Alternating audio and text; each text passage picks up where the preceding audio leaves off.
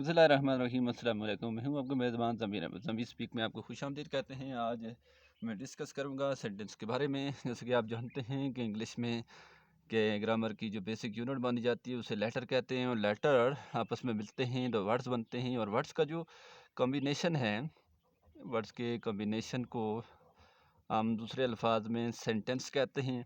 लेकिन मैं अमूमन सेंटेंस को दो कैटेगरीज में कन्वर्ट कर लेता हूँ, सेन और टेंस। अब ये सेन को मैं हमेशा सेंस की कैटेगरी में लेके जाता हूँ, जिसे आप उर्दू में शाहौर भी कह सकते हैं, जिसमें आपकी अंडरस्टैंडिंग बेटर हो। और सेकंड जो वर्ड हमारे पास मौजूद है वो टेंस है, और टेंस सी के बजाय मैं एस सी के साथ इसको लिख के इसको मैं बना देता हूँ एक इरा या फिर टेन्योर। यानी बेसिकली आप देख सकते हैं कि टेंस से वो इरा है, सेंटेंस है कि जो ज़माने के बारे में हमें क्या करता है, शौर प्रोड्यूस देता है। मीन सेंटेंस बेसिकली हमारे पास कह सकते हैं कि gives us understanding of action. Action की अंडरस्टैंडिंग के बारे में हमारी बड़ी हेल्प करता है।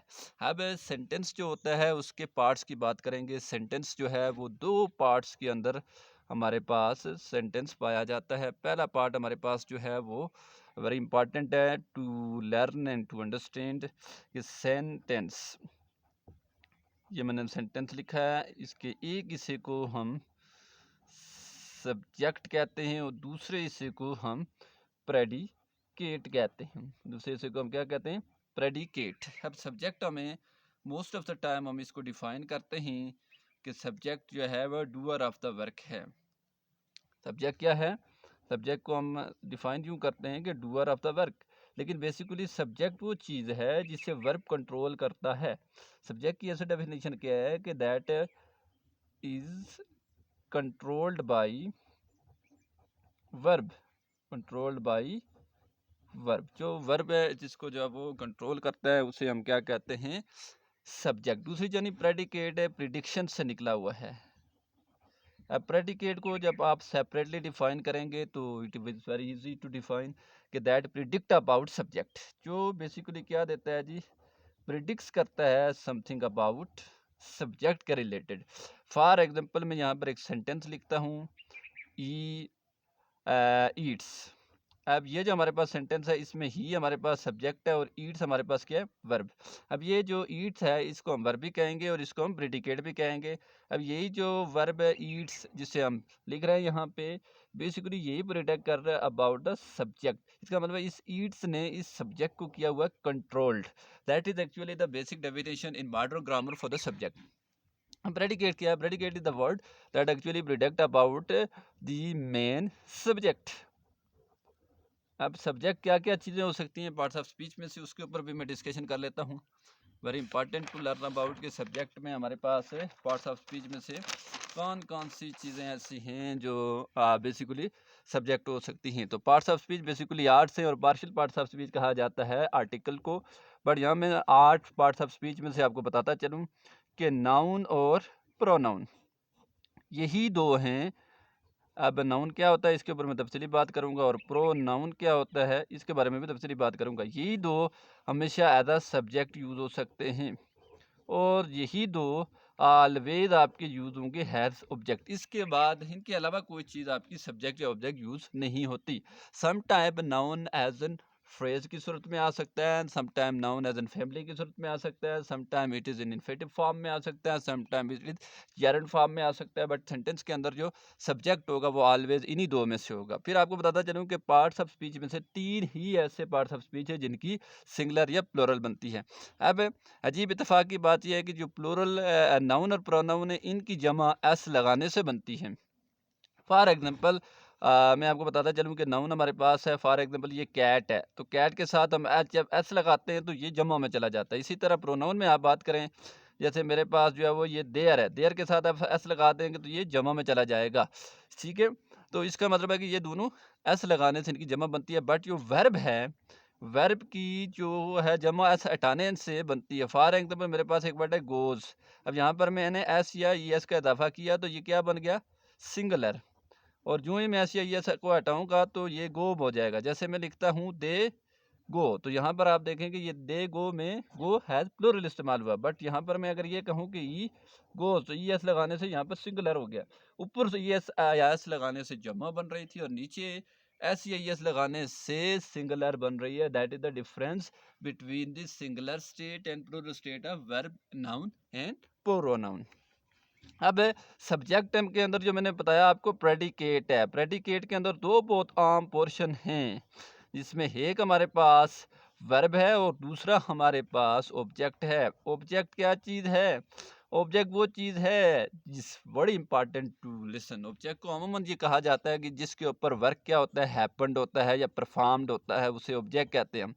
ठीक है, तो यहाँ पर मैं ये कहूँगा कि ऑब्जेक्ट वो प्लेटफार्म है जिसके ऊपर वर्ब सब्जेक्ट को अपना काम परफॉर्म करवा रहा होता है। ये object basically the platform on which basically subject जो है वो परफॉर्म एन एक्शन, एक्शन को परफॉर्म कर रहा होता है for an object. It is very important to learn about that. अब ये जो सेंटेंस है इसके बारे में हमने बता दिया कि इसके दो मेन पार्ट्स हैं। नंबर वन पार्ट्स हमारे पास जो है वो इस वक्त आ रहा है, वो क्या आ रहा है जी? सब्जेक्ट आ रहा है और दूसरा प्रेडिकेट आ रहा है। ये दोनों मिलके सेंटेंस को कंप्लीट करते हैं। अब एक सेंटेंस की स्ट्रक्चर के हवाले से जो है वो मैं डिस्कस कर सकता हूँ, और उसमें सबसे पहले मैं डिफ्रेंशिएट बताने जा रहा हूँ आपका फ्रेज पे और सेंटेंस पे और क्लास के अंदर, क्योंकि ये डिफरेंस जानना हर एक के लिए बहुत ज़रूरी है। इसको जाने बगैर आप कभी भी जो आगे बढ़ नहीं सकते। फ्रेज़ को अमूमन वो कहा जाता है कि it is a group of words. तो मैं तो कहता हूँ ये तीनों ही ऐसे हैं कि ग्रुप ऑफ वर्ड्स होते हैं। फ्रेज़ भी ग्रुप ऑफ वर्ड्स है, सेंटेंस भी ग्रुप ऑफ वर्ड्स है और क्लॉज भी से जो है वो ग्रुप ऑफ वर्ड्स है। अमूमन कहा जाता है कि फ्रेज़ वो चीज़ है जिसका मतलब समझ पे ना आए। ये डेफिनेशन जो है वो बेसिकली क्लासिकल ग्रामर ने दी थी। मॉडर्न ग्रामर इसको डिनाई करती है। फॉर एग्जांपल मैं यहाँ पर एक जुमला लिखता हूँ, ओपन दी विंडो। मैंने एक जुमला लिखा, ओपन दी विंडो। दूसरी तरफ मैंने लिखा है ऑन दी ट्री। अब देखें ये दोनों बेसिकली इनकम्प्लीट सेंस दे रहे हैं, बट पहले वाले सेंस में जो हमारा पोर्शन है सेंटेंस का उसमें चूंकि वर्ब आ गया तो वर्ब की वजह से ये फ्रेज की कैटेगरी से बाहर निकल गया। जिसका मतलब फ्रेज को डिफाइन करने का आसान तरीका ये है कि फ्रेज सब्जेक्ट प्लस वर्ड्स हो सकते हैं। For example Ali and Akram are, तो आप देखें आर यहाँ पर एक वर्ड आ गया, अली और अकरम सब्जेक्ट आ गया, तो ये एक फ्रेज हो गया। अब तो आप बहुत सारे कह रहे होंगे कि यार यहाँ पर क्या आया है, वर्ब नहीं है, ऑक्सिलरी वर्ब। तो मैं इसके ऊपर डिस्कशन करूँगा कि ये कब ऑक्सिलरी वर्ब बनता है या कब ये कम्प्लीमेंट बनता है, कब ये सब्जेक्ट कम्प्लीमेंट बनता है, कब ये ऑब्जेक्ट कम्प्लीमेंट बनता है, कब ये एक्टिव कम्प्लीमेंट बनता है, कब ये पैसिव कम्प्लीमेंट बनता है। इसके ऊपर भी डिस्कशन होगी हमारी।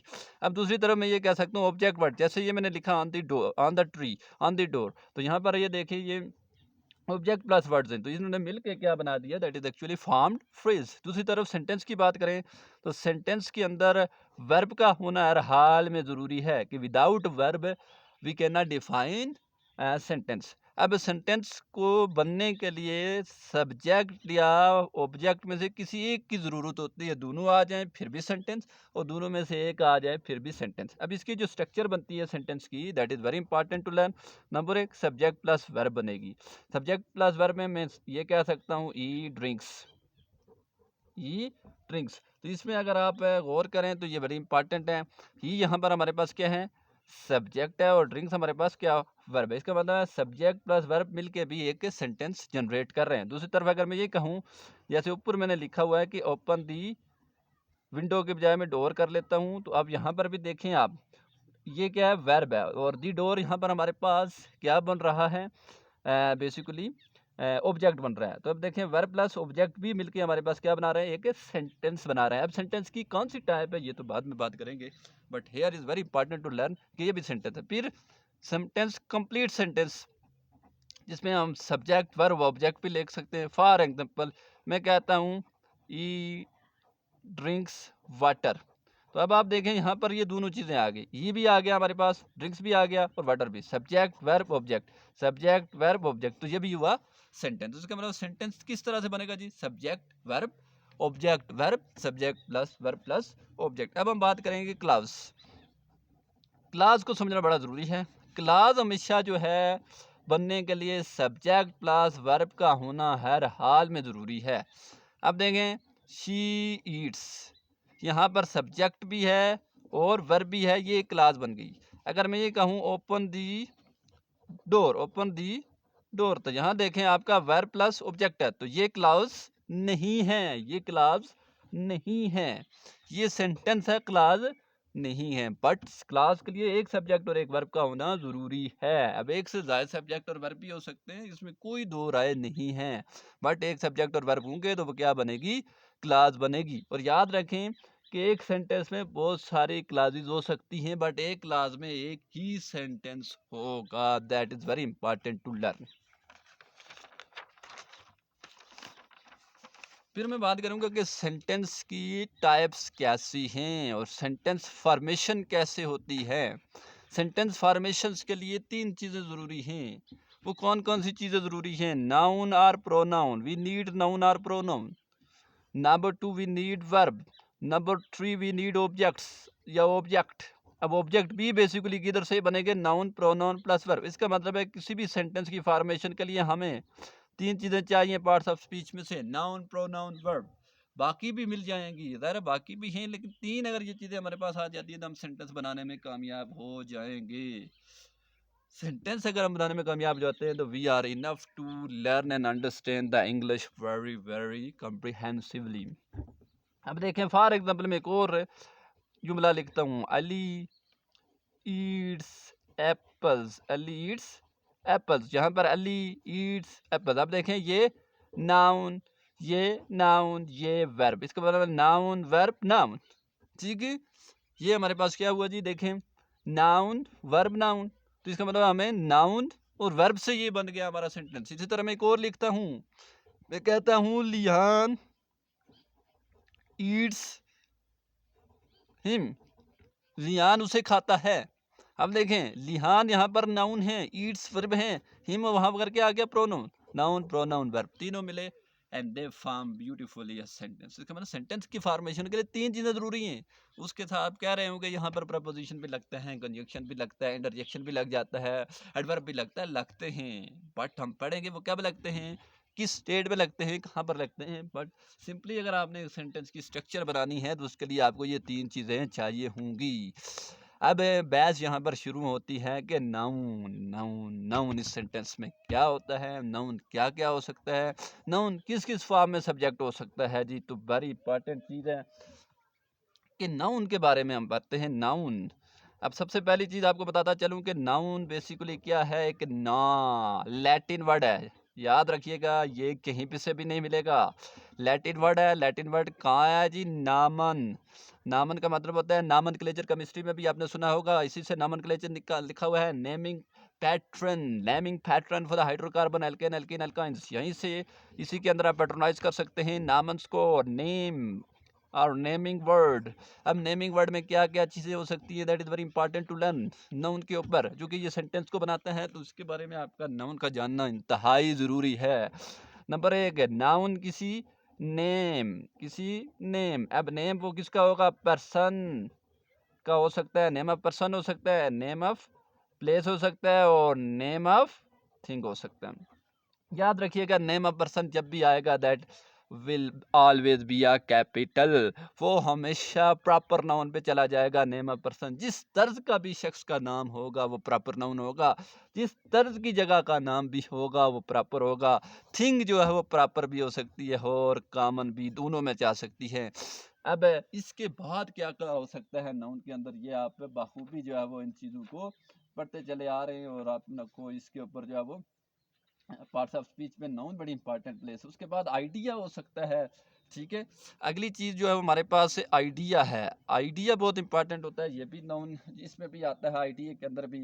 जैसे हम कहते हैं सारो, फ्रेंडशिप, ब्रेवरी, ये एक आइडिया है सारो।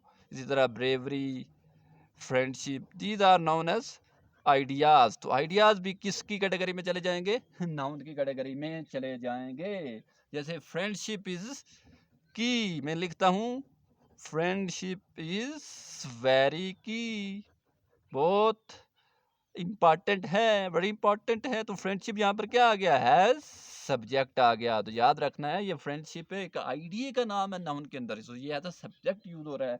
उसके बाद हमारे पास क्वालिटी ऑफ माइंड भी आती है।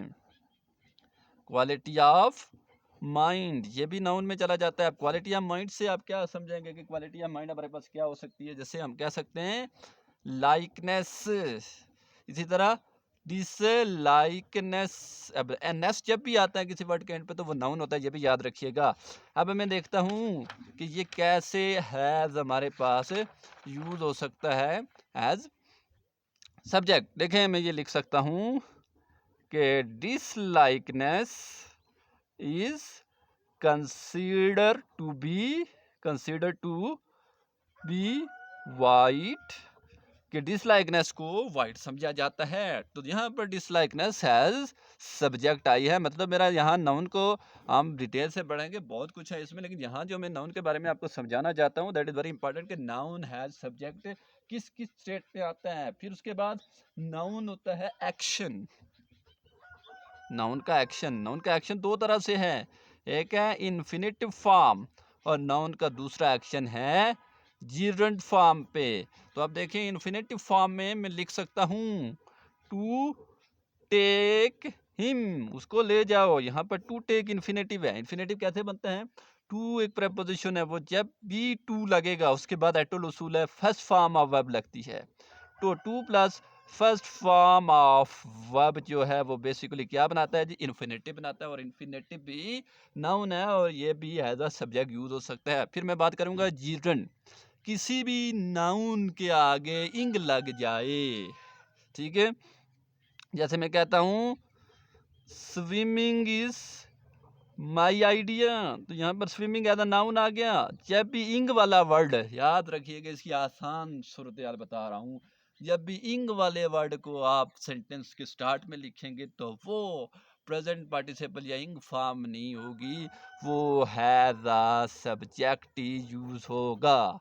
तो आज मैंने आपका ये जो अल्लाह के करम से जो सवाल था कि नाउन किस किस तरह से एज सब्जेक्ट यूज हो सकता है, वो सारी डिटेल मैंने आपको बताई है कि नाउन एज अ पर्सन आ सकता है, प्लेस आ सकता है, थिंग आ सकता है, आइडिया आ सकता है, क्वालिटी ऑफ माइंड आ सकता है, एक्शन आ सकता है। अब अगली वीडियो में मैं आपको डिटेल के साथ बताऊंगा कि वर्ब क्या है, और फिर उसके साथ पूरी डिटेल से बताऊंगा कि ऑब्जेक्ट क्या है, ऑब्जेक्ट कैसे आता है। फिर नाउन के ऊपर आके बात नहीं खत्म होगी, बल्कि प्रोनाउन के बारे में भी आपको डिटेल से बताऊंगा कि प्रोनाउन क्या है। ये भी लेटर वर्ड है। प्रो का मतलब पता है फॉर, नाउन नाउन को जो रिप्लेस करता है। नाउन एक active agenda of name person place है, और प्रोनाउन एक पैसिव एजेंडा ऑफ नाम, जो पार्ट्स ऑफ स्पीच है उनका पैसिव एजेंडा है। इसी पर मैं आपसे इजाजत चाहूंगा। अल्लाह हाफिज।